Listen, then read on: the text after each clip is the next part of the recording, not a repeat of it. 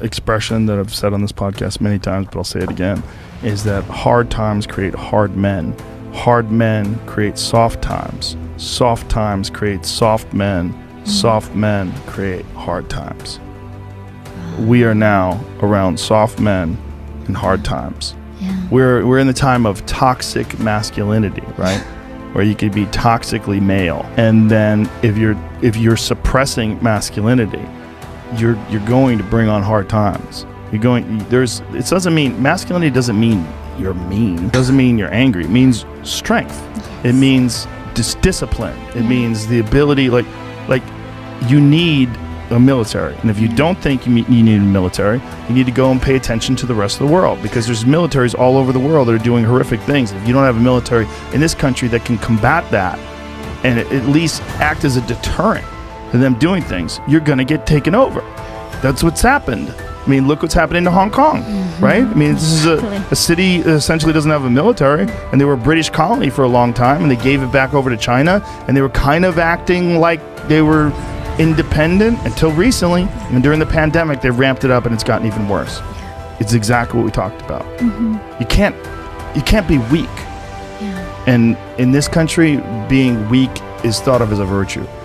Jordan Pederson has a really interesting way of looking at this, and he said it to me once, and it made a lot of sense. He said people think that you should be weak and you should be docile, and then you should be a pacifist. He goes, no, you should be a monster.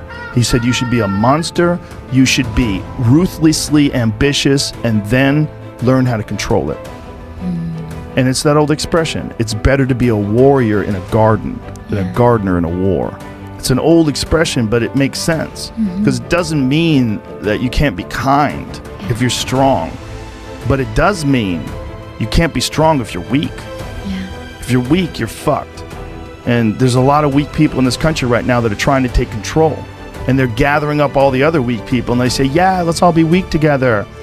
And they're willing to embrace all sorts of ideas that have been disproven, not just disproven, that have caused the deaths of untold millions of people in Maoist China and Stalinist Russia, and it's crazy. And they're short-sighted, and they're short-sighted because in the short term they want their tribe to win, and there's so many weak people that'll join along with them. There's so many just simple-minded dullards that just want to promote their tribe. Like the difference between a dog and a wolf is just thousands of years of breeding. It's the same animal, which is wild. My dog Marshall, sweetest fucking animal. Everybody's his friend, but he's an ancestor of a wolf. They've turned him into this thing through thousands of years of breeding. Is that what just they're doing like they're trying to do to men? I mean, then look at this then. I can't imagine a more beautiful thing.